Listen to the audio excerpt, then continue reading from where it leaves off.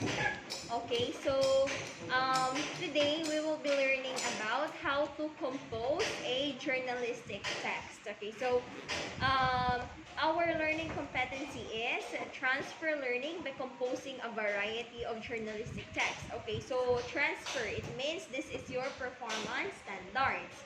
Now, the contents of which may be used in composing and delivering a memorized oral speech featuring use of properly acknowledged information sources, grammatical signals for opinion-making, persuasion, emphasis, and appropriate features and behaviors. Okay, so how to compose a journalistic text. So first, we will be learning what is the meaning of journalistic writing. So when we say journalistic writing, it is the style of writing to provide information. So we have lots of types of how to write or how to compose a speech, no? So last time we talked about a persuasive text. So mahaba kita persuasive, ikaw mismo nga writer, gina-persuade mo ang mga readers on how to, gina-persuade mo sa pala, ginahinkayat mo siya. But in journalistic writing, you are giving information, okay? So, what are the informations that you are giving to your readers? First is we have news. Sino ding mga gabasa newspapers, galantaw sa news, 24 oras, kaya wala naman i-best subong mo na. Okay, so amo na siya, news. Opinion. So when we say opinion naman, the opinion of writers sa readers. Okay, so feature and sports. Okay, so amo ni siya mga parts sa aton nga mga newspapers, mga nagahaw. We have news, opinion, feature, and sports. Okay, so quiet, listen. So in creating different types of journalistic article, you must consider the factual information of the current events and its appeal to a particular reader. So also, journalistic writing is the style of writing used to report news stories in newspaper, television, broadcast, on radio, and on internet. Okay, so sino-sino din gabasa sa news? Wala gid, basi puro lang kamo gahulat sa mga pelikula after sang balita. Okay, so listen. What are the types of journalistic writing? So first, let's learn what is a news report. So when we say news report, it is a type of journalistic writing that can be in oral or written report of an event. Okay, so it should be factual, truthful, accurate, and fair. News report begins with an introduction and called lead. So lead can be presented through a phrase, word, clause, or simple sentences. Okay? There are different kinds of lead. What, who, where, when, and how. Okay, so amo ni siya mga langga on how to form a question. You can form a question using the keyword what, who, where, when, how. So sometimes there is also why. Okay? Next is the sports article. So ano nga mga news be ang ginahatag diri sa sports article? Basketball news. Okay, about Olympics, no? Sang nagdaog si Editorial sa weightlifting. So makita na siya sa news or sa sports section sa aton nga newspaper. Okay, so next, it is a form of writing or pertaining to sports topic and games. Also bala mga ASEAN, no? Ng ano pa mga games ko, Olympic, no? Under na da siya. So it is a structure of action story but with greater freedom of style of writing. So sport news article is a form of writing that can reports or pertain sports topics and competitions. Okay? So naintindihan lang. Ano ganito una? We have news report.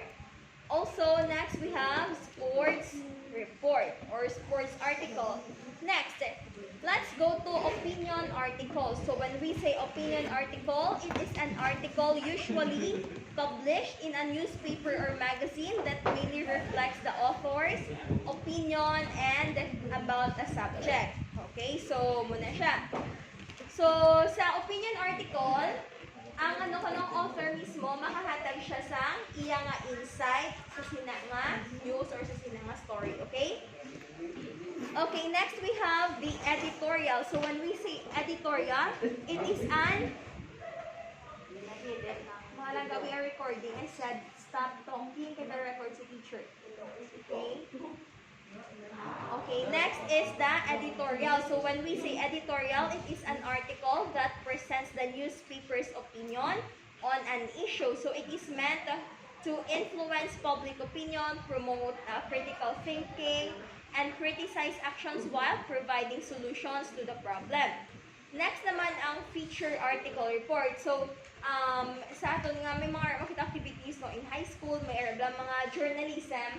So, sa journalism, may editor. May obra sa bla comics bala.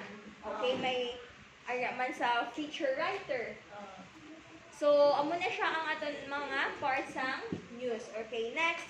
Feature article report about a certain topic. So, issue, person, or event with more background and in-depth details. So, there are generally the stories in newspaper and magazine. So, sa feature article naton, nagahatag siya sa iyang insight about a certain topic or issue, about person or events. Okay, or also man about stories. No, nagahatag siya stories. Amo siya sa feature article naton. Okay, so since we have no worksheet na kinahanglan yung answeran sa week 6, pero mayroon ka mo performance task, okay?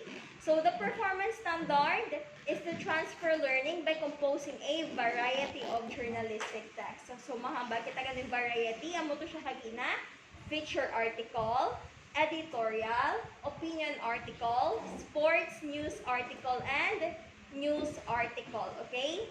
So, what is your performance task for this week? Your performance task is to compose a journalistic text, okay? So, you can create your own topic. You can choose what variety of journalistic text you will be using, okay? So, the directions. First is to compose journalistic text. You choose one only, okay? One variety lang. Kung gusto ko mapisanan ka, at least kayo sulat mo dat ang 5 ito ka variety sa sang news, okay? So, or journalistic text. Next is to write in a long size bond paper. And ang size ninyo is 12. Ang font style is Times New Roman. Okay, muna siya bala ko mag-print na kamo. Kagiputang ninyo sa white nga long folder. Okay, butangan fastener, ha? So, what is your situation? Imagine the literary writing contest sponsored by the AFC National High School will be held on April 25, 2022. You are the one, you will be participants, okay? So, muna siya example naton. So, ang imong task is to himo sang journalistic text, okay? So, you can choose what variety of journalistic text, okay? Okay, so muna siya aton nga performance.